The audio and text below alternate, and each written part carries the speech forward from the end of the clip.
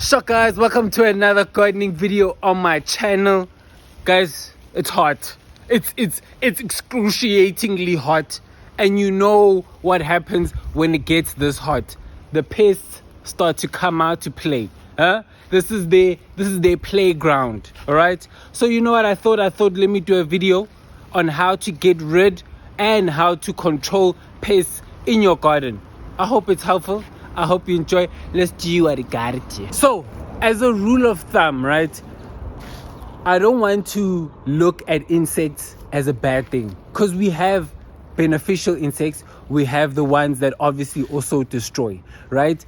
And it is our job as the gardeners to create an ecosystem where the beneficial insects can get rid of the unbeneficial ones, so that we basically don't have to. But then if it gets too much, then we step in.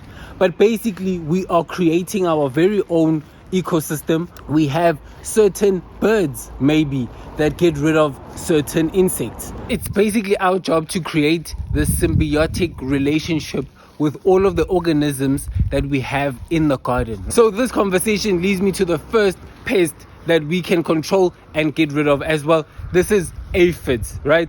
I think if you're a gardener and you've been gardening for some time, you know what aphids are. Aphids go on cabbage. You'll see them. There are these white things that basically create curling in cabbage. They love cabbage. They stunt the growth of cabbages, right? The cabbages don't grow nicely. They start to curl and then they just die off. Okay, so how can we get rid of them? Creating a symbiotic relationship. So we can have nasturtium. Nasturtium is good because it attracts ladybugs. Ladybugs then like aphids. Then it eats the aphids that are next to the nasturtium. Even if we say marigold as well. Marigold also attracts a lot of ladybugs. Ladybugs love the aphids. The aphids get eaten by the ladybugs. We're creating a symbiosis. Okay? So just as an example, here we have a cabbage. This is the Chinese chihili. And right next to it, we have nasturtium. Right? I've done that by purpose because I know that this attracts ladybugs. And then the ladybugs, it's not too far. They're going to see the aphids. They're going to say, oh, there's some aphids over there. We have some cabbage there. So there's going to be some aphids. Then they're going to eat the aphids. And another way to get rid of aphids also is if you spray just water, because it's very easy to just get rid of them by spraying a jet of water on them. And then we also have neem oil, right? Neem oil, it's an organic pesticide, so you can also use this. I'm going to mention this a lot in the other pests on how to get rid of the pests. So just for your understanding, just so that I can get that out the way, so that you understand what neem oil is. Then the next one is snails. So yeah, snails are very common in South African gardens. I've seen people, please, how can I get rid of snails? Snails is another one. Snails, obviously, they come into the garden, they bite, they try to chew on vegetation, get rid of all these things that you love and want to eat yourself. So a pest that that you would want to get rid of. So the best advice for this one is to come out early morning or in the night, and then just basically try and find them and pick them up, kill them, whichever one you prefer. If you're going to dispose of them, try and get rid of them in a far away place, so that they don't just find their way back into the garden. So another method with snails is that you just need a Tupperware. Just dig a hole, and then put that Tupperware inside, and then add beer in here. Yes, you heard it right, the alcoholic beverage, beer. The snails like the smell of beer somehow. When they smell this, they try and have a drink of this beer, and then they fall into the beer, and then they drown in that in the beer. So that's another method if you want to use that. So if you want to go for the more organic view as well, if you want to go for the more organic solution, then you can use eggshells. So you'll take your eggshells, crush them up, place them around the plants that get affected by the snails. Place them around. They don't really like the texture of the snails, so they're gonna just avoid that area. Or then you can also use rosemary, garlic, and mint to get rid of the snails as well. They don't really like the smell. So those are your ideas. So it's actually great that this guy, look at that, did you see that? That brings me to the next topic, which is birds. And birds, this is what birds do. They dig holes. We have here, we have here, we have over there as well. And basically they are looking for seeds. They are always just searching for seeds. We have another hole here, and that obviously is not great because that decreases the germination rate of the seed that we have planted, because they're not there anymore. They're not there anymore. So how do we get rid of birds then? I've heard reflective objects, putting CDs. I've seen people use CDs. You can also use netting as well. That will prevent them from actually going into the patches. And then also trying to remove all of the food objects that are in your garden. So my method is not a great method for preventing birds, because the birds would love to just get off food scraps and things. So try to remove those and try to maybe have a separate area where you have your compost. But yeah, birds, I would personally say don't try to get rid of them. I think they are very beneficial.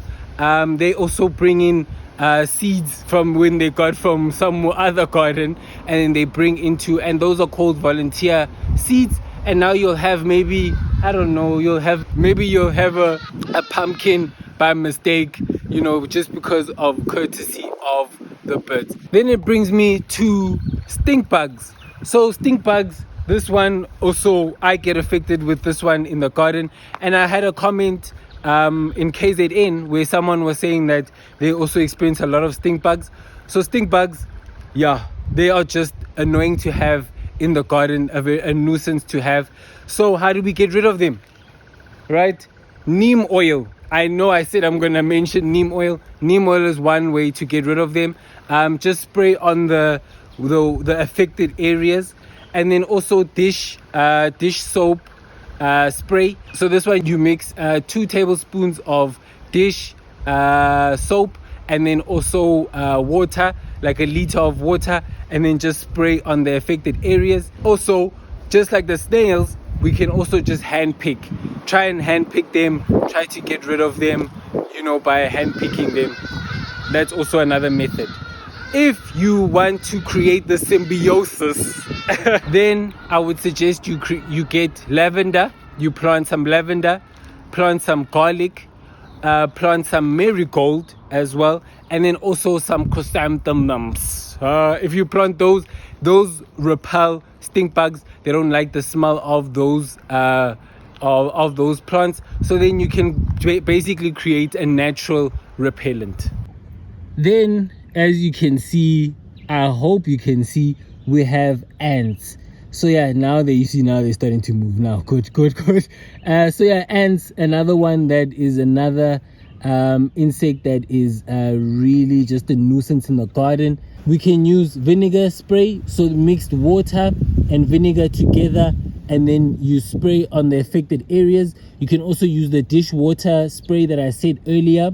You can use that where you have the 2 teaspoons and the dish soap water. And then obviously there's the poisonous powder, that white powder that you can spray on them. You can also have cinnamon and cayenne that also gets rid of the ants. And then also coffee grounds. Placing coffee grounds around the affected areas also does wonders for the ants. So just my humble opinion, again, ants I wouldn't try to get rid of unless they are actually chewing on your vegetation. But ants, for me, I think they're a good cleanup system. They are something that really cleans up a lot of just the debris, maybe stuff that you just don't need to have in the garden. They're really good insects for that. So again, I wouldn't personally but then obviously you could be experiencing something different. So for the next one, I had to show you tomato, because this one, the next insect really loves being with the tomatoes, and this is red spider mite. This one really loves with being with tomatoes. And how you know that it's been affected by the tomatoes, you would see like spider webs, like fine spider webs on the leaves of the tomatoes. It kills off the tomato plant, it turns the leaves yellow, and then basically they just die off the leaves, right? So obviously the tomatoes don't really like that. They get really sickly and then they just start to die off. So how can we get rid of red spider mites? Neem oil, that's one. Just a spray as well, just a water spray, getting rid of the spiders as well as you see them. And then the best thing to do, once if they already infected the tomatoes, just get rid of the yellow leaves and then compost them. And then last but not least, rats. So yeah, this one, another one that you don't want to have in your garden. Best thing to do, because obviously rats come into the garden, they chew on everything that they can get their hands on. They chew and chew and chew. Remove any food scraps that are in the garden. Remove them to make the garden less attractive for the rats. If you have a compost bin, let it be far away from the garden, and also have a secure one so that the rats can't easily just enter into that compost bin. Mint, that's a natural one that you can use. Having mint around the garden or around the affected areas, that's what you can also use to deter the rats. And then also poison, right? I would just be careful with the poison. Just make sure that they're not close to plants, so that you're not also infecting the plants, and also that the birds don't also get into that.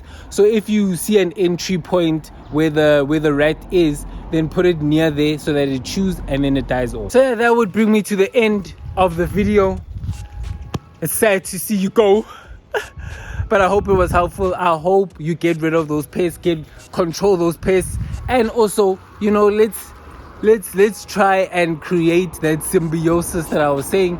You know, not all insects are bad, and when you do have the bad ones, get good insects that can get rid of the bad ones. That will be it for me. If you have more suggestions or more pests that I maybe missed in a South African garden that they show up, please put them in the comments.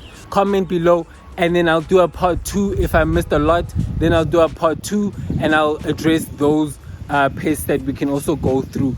So yeah, I hope you guys, I hope you have a beautiful Sunday. And I'll see you also next week Sunday for the next video. It's a special one. I think, let me just give you a clue.